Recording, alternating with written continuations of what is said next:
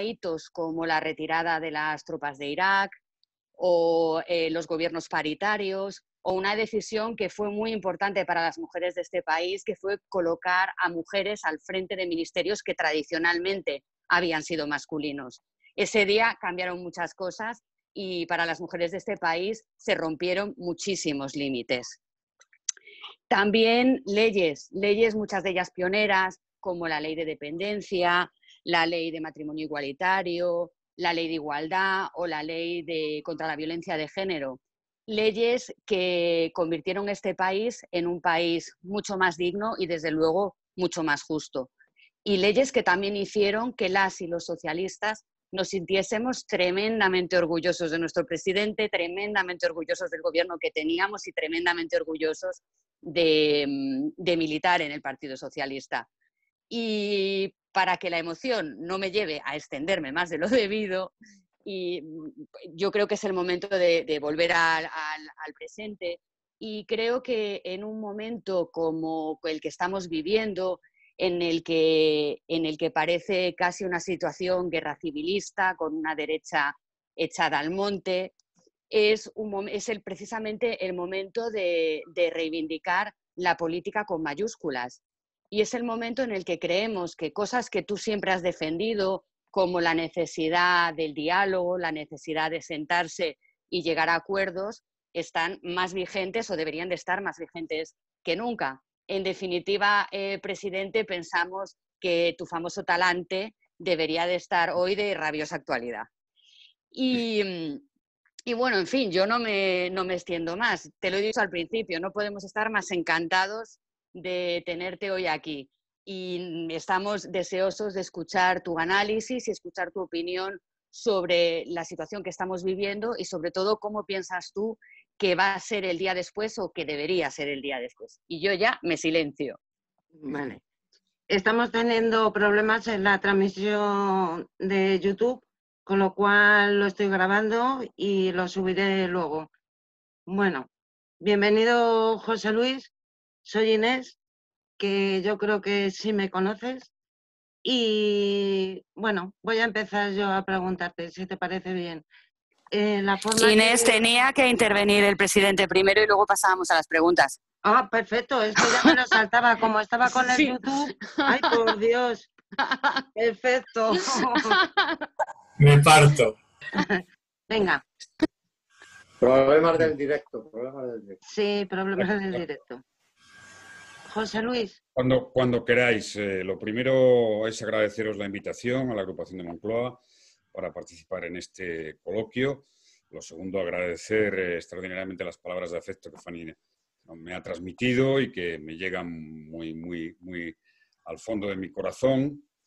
Y en tercer lugar, decir que en fin, toda grave crisis como esta siempre nos afecta en nuestro carácter, en nuestra manera de ver el mundo, también en nuestros sentimientos. Y mi deseo es que, al menos en la familia socialista, el sentimiento que se expanda, que se profundice, es el de solidaridad.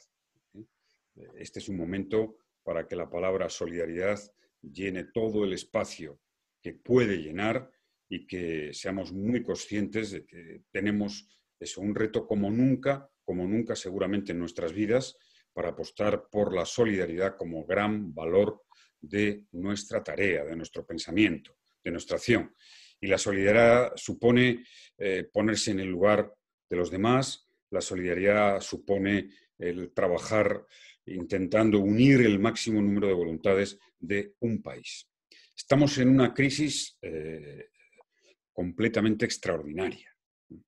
Completamente extraordinaria porque tiene un origen no político, esto es muy importante, no tiene un origen ni una causa político o social o de orden público, sino que es un shock externo de un gran impacto, casi un shock natural, como es una crisis de salud fruto de una pandemia.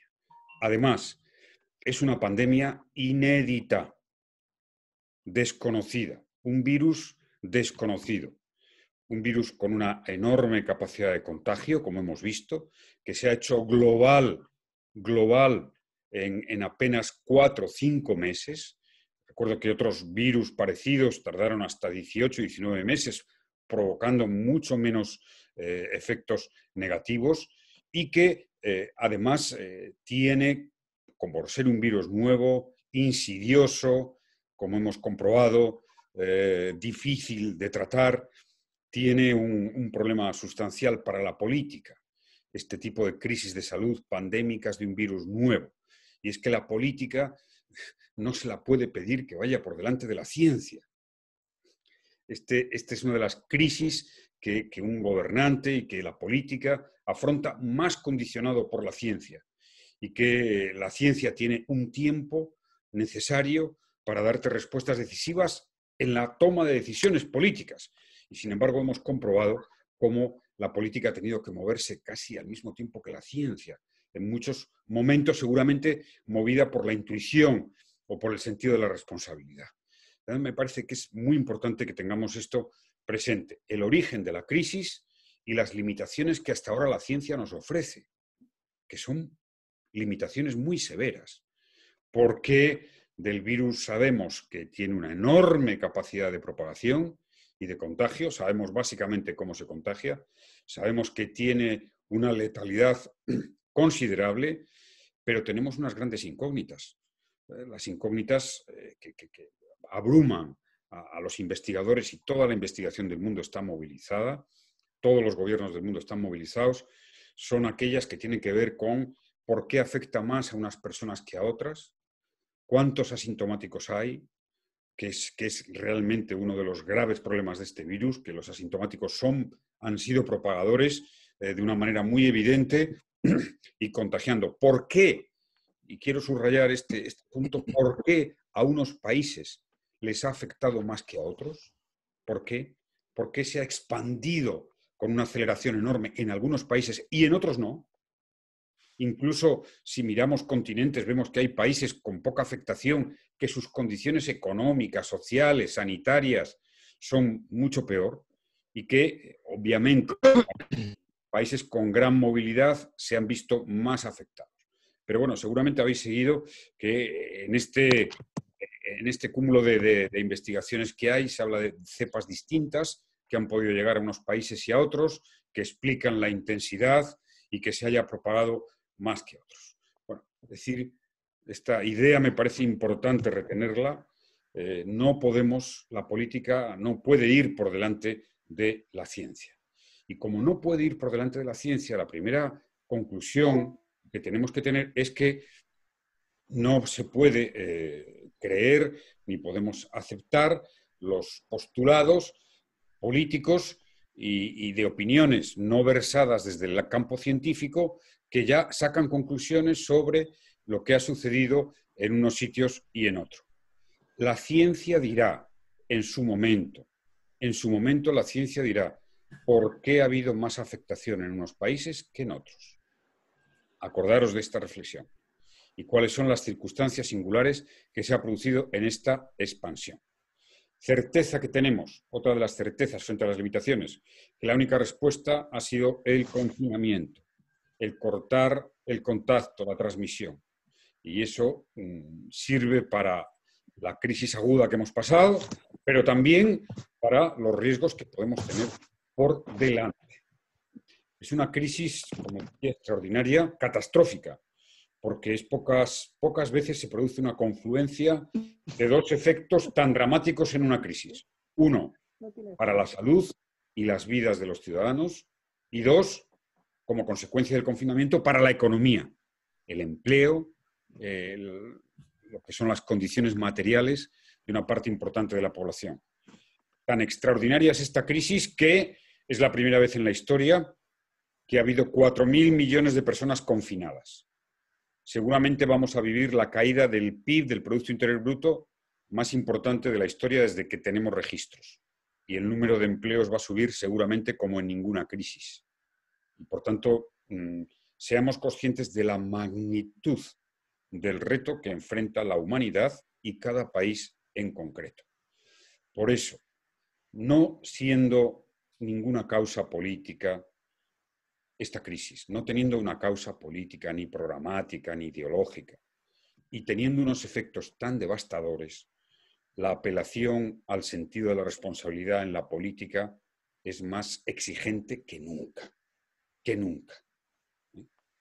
Claro está que la crítica es la esencia de la democracia, pero cuando un país afronta una crisis de esta envergadura, en un nivel político, debería de ser un ejercicio de una escuela de responsabilidad, de capacidad de cooperación y de unir a un país para dar esa respuesta. Diré, el gobierno de España ha reaccionado a la altura de las circunstancias. Fijaros, yo he sido presidente del gobierno, tuve una crisis fuerte, tuve momentos difíciles, nunca me imaginé que iba a vivir una crisis peor que la que viví en 2008, de la que todos os acordáis, que duró tantos años, fue una crisis económica muy dura de la que mucha gente aún no se ha recuperado, como bien sabemos. Nunca imaginé que iba a vivir una crisis en ese sentido más difícil, y esta es mucho más difícil. El gobierno ha estado a la altura por tres razones importantes. Primero, porque frente a otros gobiernos no cayó en la tentación del negacionismo o de dudar si había la posibilidad de una respuesta, como pasó en Gran Bretaña, como pasó al principio en Estados Unidos, en Brasil, en algún otro país menor, de dejar que la pandemia se extendiera para producir eso que llaman la inmunidad de grupo. Por tanto, estuvo del lado de la ciencia, que la única respuesta era una respuesta drástica, contundente. Hizo un confinamiento a través de un decreto de alarma imprescindible, que además ha generado todo un conjunto de normas y de acciones, de liderazgo de país que, escuchadme esto que es importante, porque lo dice alguien que ha estado al frente del gobierno. No quiero imaginar lo difícil que ha sido paralizar un país, prácticamente toda la actividad económica, y a la vez que ese país funcionara. Es decir, que tuviéramos el abastecimiento en todos los establecimientos para mantener a la población, que tuviéramos las infraestructuras críticas, la energía, las telecomunicaciones, como esta. Eso es una tarea que exige una gran dedicación y que, por cierto, dice de nuestro país que tiene buenas condiciones. Nadie ha puesto en valor, y yo lo quiero hacer, lo bien que ha funcionado nuestra cadena agroalimentaria, lo bien que ha funcionado con un país cerrado y lo diversificada que es y lo orgulloso que nos podemos sentir de nuestra industria agroalimentaria. Bueno, a la vez que tenía que cerrar un país, tenía que hacer que funcionara y a la vez afrontar una crisis sanitaria que, en fin, ha sorprendido a todo el mundo en su envergadura. Porque ahora, como siempre sucede, es verdad que se habla o se comenta si la decisión de confinar, siempre pasa en todas las crisis. Todas las crisis, luego el debate que se abre es, ¿se reacciona en tiempo? ¿Se vio venir? ¿No se vio venir? Yo os puedo decir que no habría un solo presidente de gobierno en España que en la famosa semana que termina en la manifestación del 8 de marzo, con 18 casos diarios de contagio que se producían y prácticamente sin ningún muerto o muy pocos muertos, hubiera cerrado un país como se cerró a la semana siguiente con el decreto de alarma. Y además hacer la reflexión, porque objetiva, me he aproximado con objetividad, serena. Es decir, en aquellos días sí se podía discutir si el coronavirus tenía más impacto, hasta dónde iba a llegar, pero evidentemente nadie vaticinó que tendría esa explosividad que hemos visto en la segunda quincena de marzo y en el mes de abril, llenando hospitales, urgencias, saturando nuestro sistema sanitario y poniendo a prueba, por cierto, poniendo a prueba a todos los profesionales de la sanidad que han dado una respuesta magnífica, que hay que seguir a las 8 aplaudiendo, que hay que seguir queriéndoles y que tenemos que ser muy conscientes, como hemos sido otras veces con otras crisis, de gente que ha dejado lo mejor de sí mismo para darles ese apoyo, que no es más que el apoyo de defensa de la sanidad pública, que ha sido decisiva, como ha sido decisivo todo lo público, porque ha sido la única manera de combatir drásticamente una amenaza tan tremenda como es el coronavirus que hemos vivido. Y esa es una lección que tenemos que tener muy presente. Por tanto, primero, no fue un gobierno negacionista, fue un gobierno que caminó al lado de la ciencia, que caminó al lado de lo que la Organización Mundial de la Salud, tanto es así que caminó al lado, que lo podéis repasar, que hubo 10 reuniones del Consejo Interterritorial con las comunidades autónomas antes del decreto de alarma, que el propio Partido Popular, el 4 de marzo hay una declaración de Pablo Casado diciendo que apoyaba lo que se estaba haciendo, que confiemos en el sistema sanitario.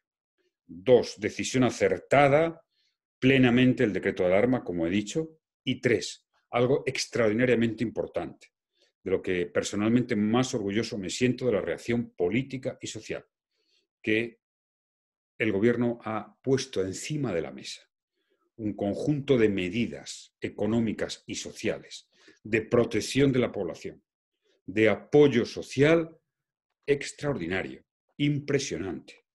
Los ERTES, la cesación por primera vez de la prestación por cesación de actividad a los autónomos a más de 1 millón, la renta de inserción básica que se está aprobando en estos momentos, que va a ser la palanca fundamental de lucha contra la exclusión social, en la flexibilización de las condiciones para la prestación por desempleo.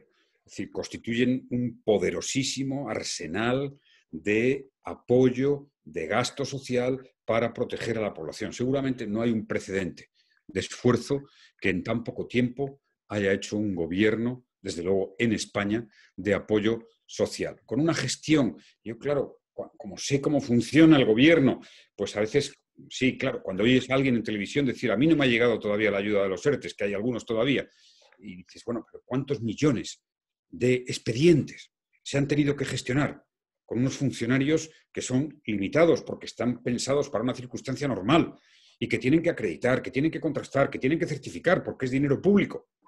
Y dices, bueno, sí, sufrimos por los que aún no han recibido la ayuda, pero el volumen gigantesco de apoyo es extraordinario. Igual que hemos sufrido cuando hemos visto a los sanitarios con falta de material, por supuesto. Claro, nunca en la historia nos había pasado esto.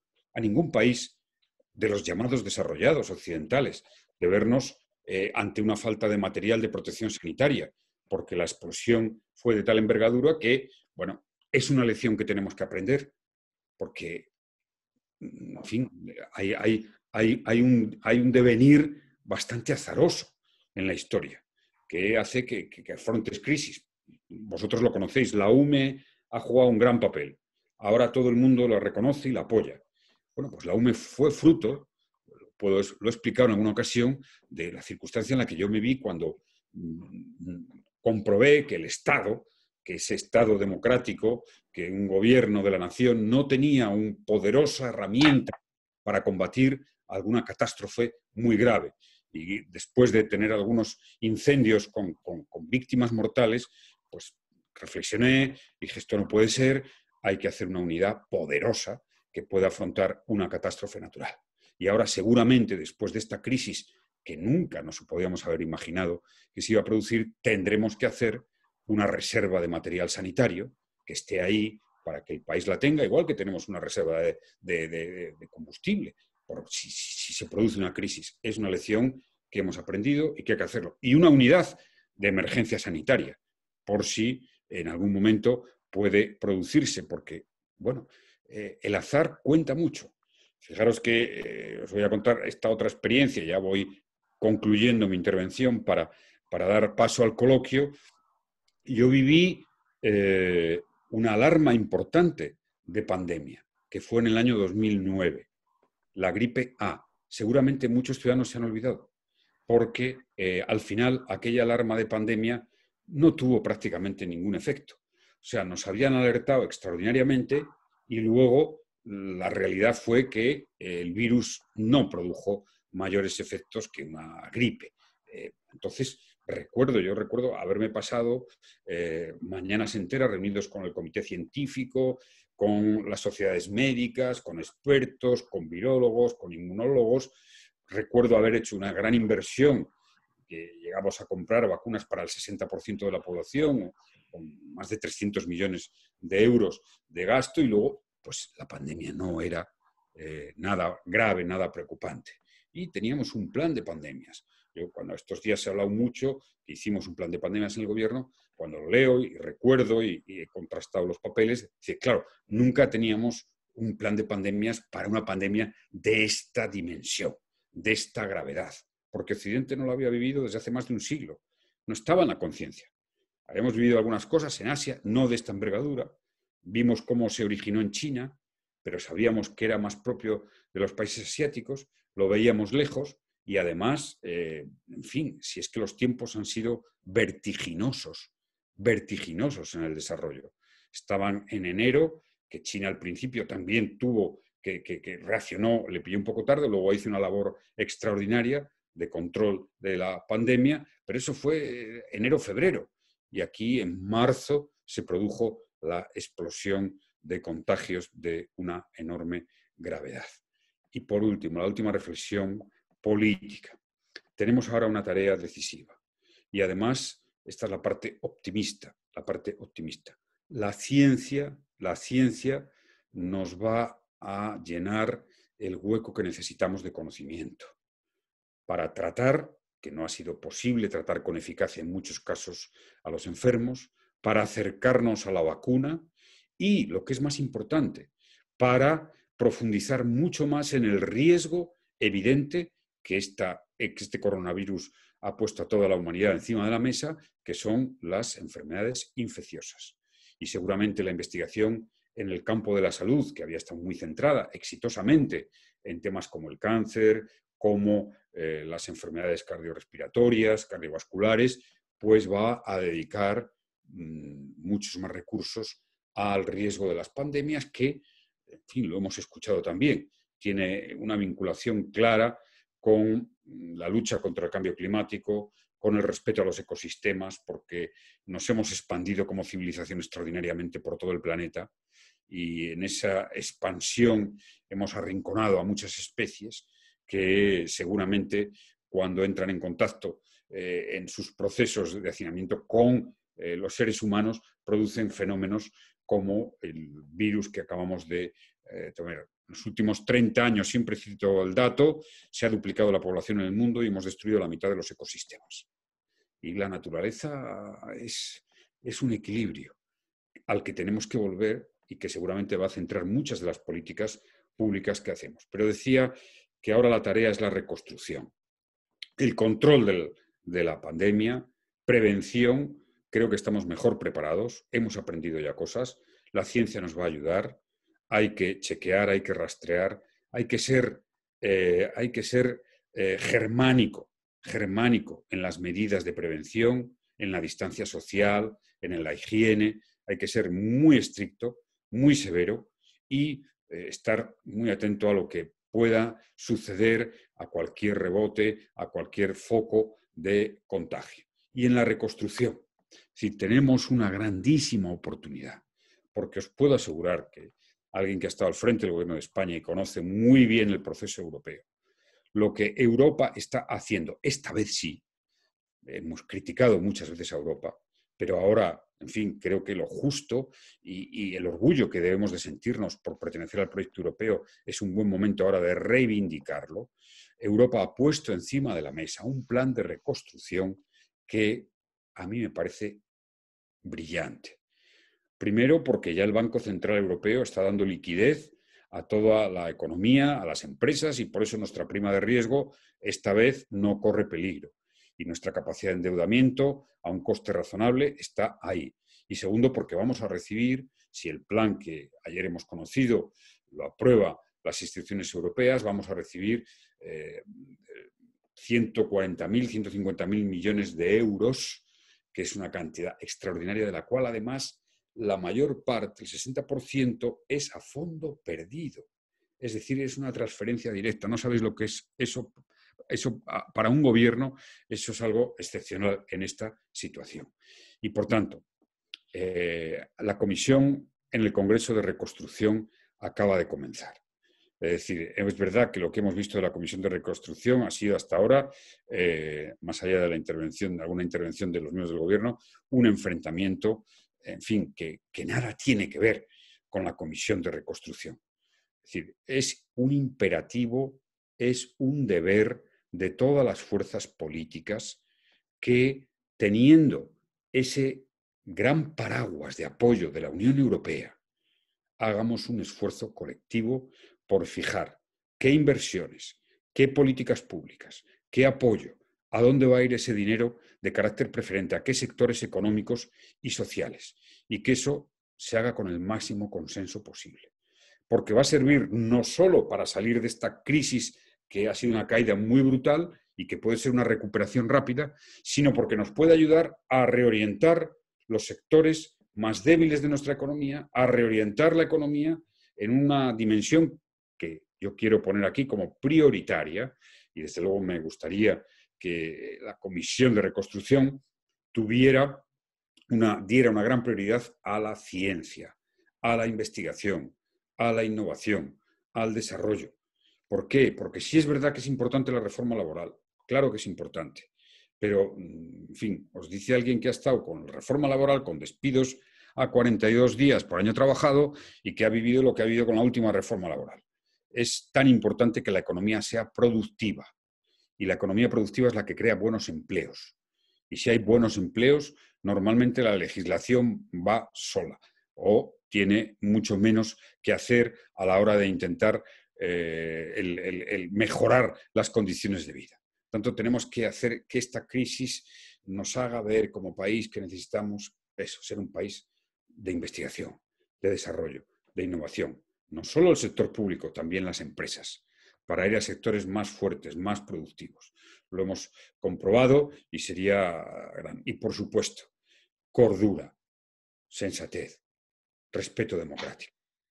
Yo desde aquí lanzaría un mensaje de apelación a la responsabilidad a la oposición, de que ayude, de que sume. Eso no tiene que ver con hacer crítica, pero que seamos conscientes del momento histórico que tenemos. Que, por supuesto, uno puede ser crítico al gobierno, pero querer ayudar a su país. Esa es la grandeza de la democracia. Y el mejor demócrata es aquel que, a pesar de que haya un gobierno que no le guste, está dispuesto a que su país vaya bien. Siempre me ha gustado ensalzar a los políticos que son capaces de subir a una tribuna y decir que no quiere que al país le vaya mal para que a él le vaya bien. No. Hagamos que al país le vaya bien para que podamos decir que hemos cumplido democráticamente nuestra responsabilidad. Y, por tanto, desde ese espíritu de solidaridad, los militantes del Partido Socialista tenemos que dar un firme apoyo al Gobierno, ha enfrentado una situación en las circunstancias peores que uno puede imaginar y ha dado una respuesta social y económica de gran envergadura, de gran ambición, de gran compromiso, y hagamos una apelación desde la serenidad, olvidando siempre la descalificación, el insulto, a pesar de las cosas que dicen la derecha, a pesar de ese intento de poner al país en crispación, nosotros la serenidad, la responsabilidad y la apelación a que trabajen y a que sumen, en ese proceso de reconstrucción que sin duda alguna es una gran oportunidad para España. Sabemos que en los últimos días han pasado cosas, es muy significativo. En la medida en que se controla la pandemia, parece que la política explosiona y la crispación, cuando deberíamos de compartir el éxito que ha podido suponer, que ha sido el comportamiento de los españoles. Confinados ha sido un ejemplo, ha sido un éxito de responsabilidad. De derechas, de izquierdas, compartámoslo, compartamos ese éxito y desde compartir el éxito de nuestro comportamiento, unamos los esfuerzos en la reconstrucción, teniendo presente que esos esfuerzos tienen que tener la prioridad en las personas que están en la exclusión ya y en el riesgo de exclusión. Esa es la gran prioridad. Por eso, qué bienvenida es la renta de inserción básica y seguramente habrá que tomar algunas otras medidas. Todos hemos visto los problemas donde se sitúan, en qué segmento. He visto las fotos esas personas que acuden más a las colas son personas inmigrantes, seguramente con trabajos informales. Con trabajos informales. Yo os puedo decir una experiencia que hice cuando hice una regularización de inmigrantes. Fue uno de los momentos que más satisfacción tuve, porque me producía y nos debe de producir mucho encono que haya trabajadores en un país, empleadas de hogar, trabajadores de la construcción, que hayan estado o estén sin derechos ante la seguridad social. Dejo esta reflexión porque creo que seguramente la podremos afrontar. Y desde ahí, los militantes del Partido Socialista y los ejecutivas, hagamos pedagogía, expliquemos la crisis con argumentos. Hay algunos que evidentemente van a seguir en la cacerola, pero la mayoría de la gente está en la sensatez, la mayoría de la gente está en escuchar y en saber que si estamos más juntos, si aportamos más entre nosotros, si nos unimos, saldremos con más fuerza. Eso es sin duda alguna. El Partido Socialista ha afrontado las peores crisis siempre en este país. La crisis por defender la democracia, la crisis por acabar con el terrorismo, la crisis económica del 2008, la crisis por modernizar España, y esta crisis también ha sido responsabilidad nuestra, y yo no tengo ninguna duda de que estamos dando la talla. Y no tengo ninguna preocupación política. La preocupación que tenemos que tener es atender nuestros servicios públicos y las personas que han sufrido y las que están en riesgo de exclusión. Solidaridad, cooperación, argumentos, abrazar la ciencia y el conocimiento frente a tanto negacionismo y, por supuesto, sentirnos orgullosos de cómo el país ha respondido en su gran mayoría. Gracias. A ti. A ver, un segundito. Fanny. Sí, pues muchísimas gracias, presidente. Si os parece, empezamos. Veo algún aplauso silencioso. Si os parece, pasamos ya al turno de preguntas y, como hacemos siempre, va a ser, ya te hemos tomado nota de quienes habéis pedido la palabra, y Inés va a empezar ella y os va a ir dando turno. Vale. José Luis, el método que estamos haciendo es preguntar 2 o 3 compañeros y contestas, ¿te parece? Muy bien, perfecto. Vale. Bueno, pues bienvenido. Muchísimas gracias. Es un honor tenerte aquí. Y bueno, mi pregunta es escueta. Yo creo que, como has comentado, el gobierno ha estado a la altura de las circunstancias. Ha sido rápido, pero lo que has comentado, los ERTEs, los créditos, todavía hay gente que no lo está cobrando. El proceso administrativo con las administraciones es muy complicado. ¿Cómo podría solucionarse esto? Porque al final desmerece toda la rapidez y todas las ayudas que se están dando. Hay gente que está comentando que lleva 3 meses sin cobrar. Entonces, bueno, ¿cómo se conjuga estas dos cosas? Y gracias y bienvenido. Sí, la verdad es que por lo menos por los datos que yo conozco, la gran mayoría, más de un 70-80% ya lo ha cobrado, ¿no? Eso es así. Y seguramente algunos de los que no han cobrado es porque los procesos administrativos se han complicado en un volumen excepcional. Pero bueno, en fin, esto es que no depende casi de una voluntad política. Ha habido veces que en procesos administrativos, y no tengo ninguno de que los funcionarios están entregados, y además que tenemos grandes funcionarios de seguridad social, se está haciendo todo lo que se puede. Y es verdad que bueno, siempre eso oscurece, pero bueno, pongamos en valor que la inmensa mayoría lo está percibiendo y que es una gran respuesta social. Lo percibirán. Sabemos que bueno, es producir esa angustia del tiempo. Esta es una crisis donde el tiempo nos devora. Es así, el tiempo nos devora. Bueno, yo no quise nunca ponerme en el papel del ministro de Sanidad, esperando que llegaran los aviones de China con el material sanitario y la angustia que eso tiene que producir, sin duda alguna. Pero creo que el esfuerzo que se ha hecho es muy grande y que además por lo que he podido escuchar con algún responsable del gobierno, creo que en los próximos días prácticamente se vaya a depurar y a lograr que prácticamente la inmensa mayoría de los que tienen que percibir las ayudas de los ERTEs lo tengan. Gracias, José Luis. José Chu.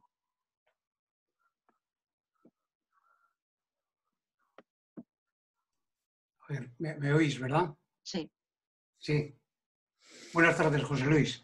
Buenas tardes. Antes de nada, quiero agradecerte el rato que nos estás dedicando esta tarde y, sobre todo, en tu época de presidente del gobierno, todo lo que hiciste por los derechos civiles y de los ciudadanos más vulnerables. Dicho esto, antes de la pandemia, yo creo que ya estábamos inmersos en un periodo de crisis global, de muchos cambios y muy profundo. Quizás en el inicio de un cambio de época, ¿no? Entonces viene la pandemia, esto tan traumático y tan novedoso que nos ha venido encima, y yo creo que la pandemia va a actuar como un elemento acelerador y transformador de ese cambio que ya se estaba produciendo. Entonces, como en todas las crisis profundas, se van a generar grandes cambios y se abren nuevas oportunidades. Entonces, la pregunta es que para ganar hay que coger trenes adecuados. Y a tu modo de ver, ¿cuáles son los trenes que esta vez no debemos perder con objeto de salir reforzados y estar entre los ganadores? Muchas gracias, José Luis. Gracias, José. Gracias. Sí, otra pregunta. Nuria. Hola. A ver si la veo. Buenas tardes. Presidente, le echamos mucho de menos. Yo que lo quería saber qué piensa usted sobre la brecha que están intentando hacer algunos de los partidos radicales en España que nos están intentando dividir. Y esto es un tema que me preocupa. Muchas gracias, presidente. Un saludo. Gracias. José Luis. Muy bien. Cuando quiera, José Luis. Sí, gracias. Sobre la primera pregunta, hay tres cosas que yo diría que son esenciales en esto que has llamado los trenes que no podemos perder. Es verdad, si me permites una reflexión inicial más de perspectiva histórica, que España, en la salida de la dictadura y la democracia, ha tenido que intentar coger todos los trenes en muy poco tiempo. El tren de la democracia, el tren de la modernidad, el tren de Europa, el tren del estado del bienestar social, el tren de hacerse un papel en el mundo, el tren de la educación, el tren de la investigación, comparado, cuando siempre se habla de esto de Europa, comparado con los otros grandes países europeos, Alemania, Francia, Italia, pues, en fin, tuvimos como 30, 35 años que llegamos más tarde por nuestro régimen político y hemos tenido que superar en menos tiempo conquistas que ellos tuvieron más tiempo para hacer. Y además, fíjese de qué desgracia veníamos. No vivimos la primera revolución industrial. No la vivimos. España no se industrializó. Y tampoco vivimos la reindustrialización de la reconstrucción tras la Segunda Guerra Mundial, con el Plan Marshall como estrella, donde Europa se industrializó y tuvo un gran desarrollo económico. Tampoco vivimos esas dos. Y cuando nacemos a la democracia somos un país pobre. La peseta no existía en el mundo. Vamos a ser claros. No podías, o sea, no te prestaba a nadie dinero en el mundo si ibas con algo llamado peseta. Es decir, entonces, claro, es un poco, a veces cuando nos comparamos, decir, hemos hecho un esfuerzo titánico como país. Titánico. Eso en la perspectiva histórica se verá. En la vida de cada día, pues claro, es muy exigente, la democracia es exigente y queremos, pues eso, parecernos en educación a los finlandeses, en industria a los alemanes, pero bueno, son países que tienen muchos años de desarrollo y hemos agrandado muchísimo, les hemos acercado muchísimo a la brecha. Bueno, para mí tres trenes que son tres asignaturas pendientes de España. Bueno, el primero de todo es el apoyo a la investigación, a el conocimiento, a la ciencia, a los investigadores. Es decir, nosotros solo tenemos un premio Nobel, Ramón y Cajal, en el ámbito de la ciencia, y eso pesa en la historia. Tenemos 4 de los 10 mejores pintores, es verdad, ¿eh? Picasso, Goya, Velázquez, el Greco. Son 4, que es impresionante decirlo, ¿no? 4 de los 10 mejores pintores de la historia. O seguramente la mejor novela. Pero en el ámbito científico, pues, en fin, aportamos lo que hemos aportado, ¿no? Y por tanto, este sería para mí el tren más importante. Es decir, volcar, sabéis que en mi primera legislatura dupliqué prácticamente el gasto público en I+D+I, ¿no?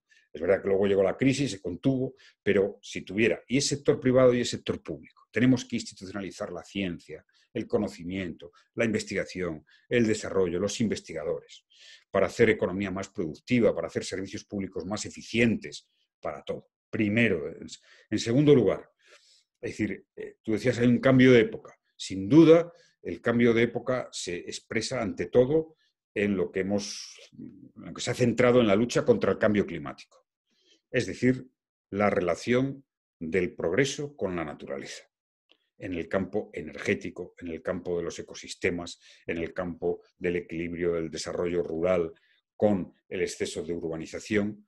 Bueno, esta es la segunda gran apuesta, que por cierto es la gran apuesta del gobierno, porque nada más y nada menos que tiene una vicepresidencia antes de la pandemia de transición energética y de estar en el liderazgo de las políticas medioambientales. Este es el futuro, este es el mundo que vamos a enfrentar, cómo la civilización es capaz de reorientar su progreso y su desarrollo para hacerlo compatible con la salud de la naturaleza.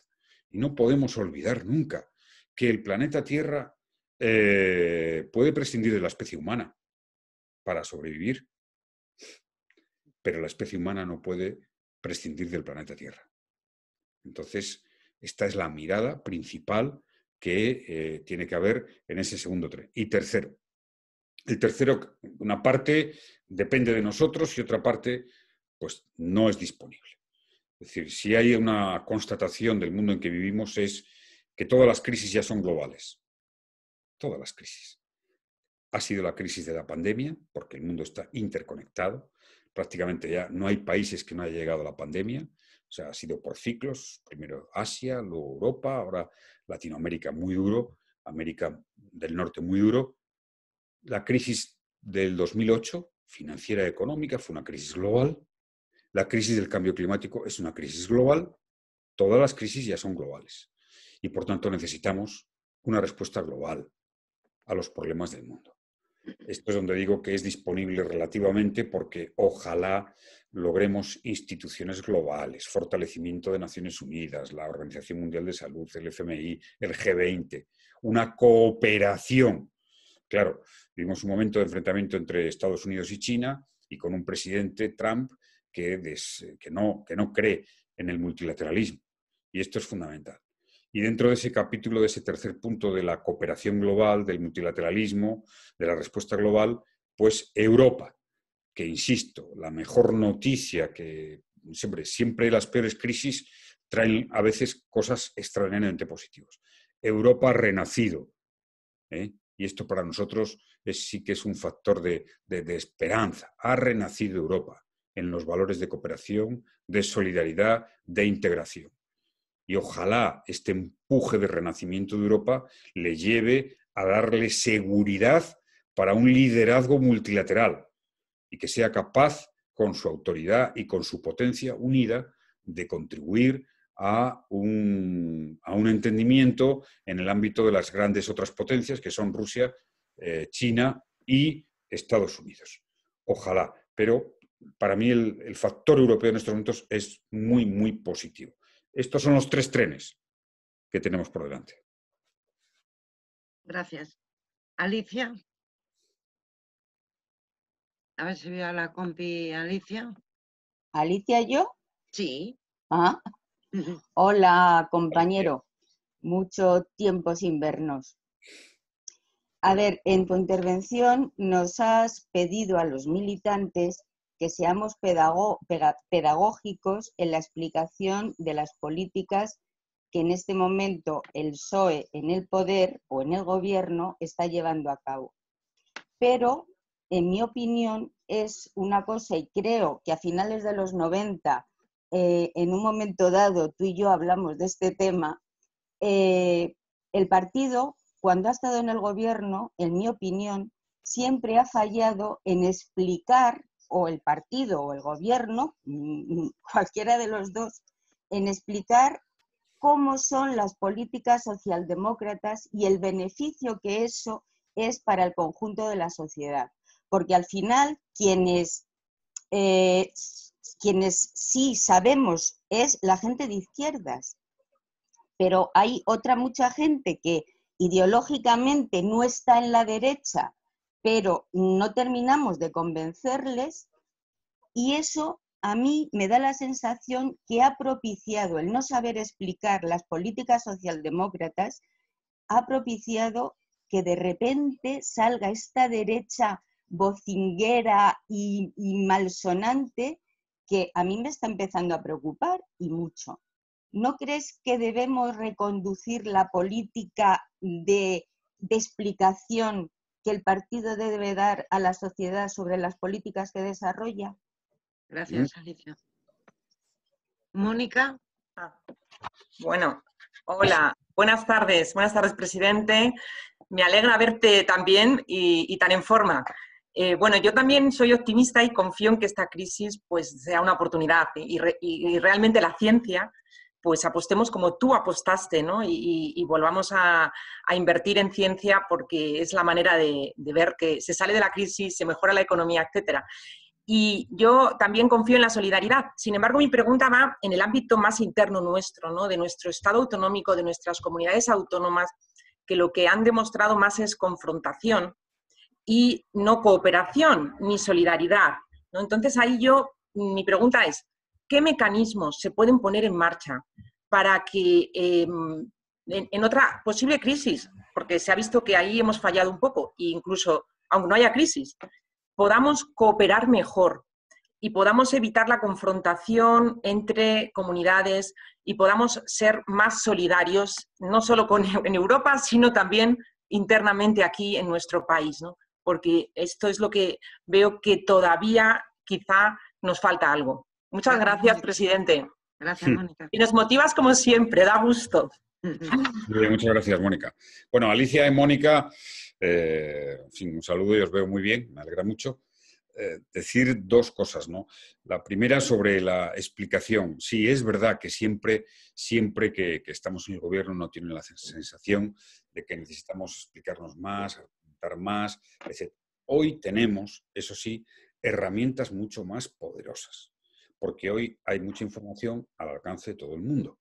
Y es verdad que yo no, cuando he preparado esta intervención y las que hago todos los días, no he visto, no he accedido, no sé si lo hay o no, sinceramente, una especie de argumentario del partido, ¿no? Que deberíamos de tener y de hacerlo, y que eso es al final también trasladar el conocimiento a nuestra forma de trabajo, el conocimiento. El tener buenos datos, buenos argumentos. Es verdad que en esta crisis, pues hombre, la verdad es que lo último que seguramente ha estado en el pensamiento de muchos de los miembros del gobierno y del partido es cómo explicamos mejor. Pero hay que reforzarlo. Desde luego, yo creo que la Ejecutiva Federal y las agrupaciones deberían de tener todas una unidad de seguimiento, análisis y explicación de las políticas.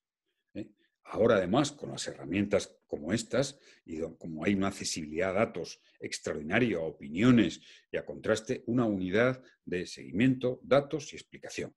Bueno, puede empezar la agrupación de Moncloa por eso, pones a Mónica al frente, por ejemplo, y seguro que eso podía dar un muy buen resultado.